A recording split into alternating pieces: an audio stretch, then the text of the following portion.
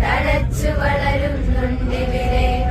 അടിമുടി സേവന വാസന വിതറി അമ്മയ്ക്കർപ്പിച്ചിടാനായി പല നിറമെങ്കിലും ഒരൊറ്റ മനസ്സായി വിടർന്നിടുന്നു മുകുളങ്ങൾ, വിടർന്നിടുന്നു മുകുളങ്ങൾ.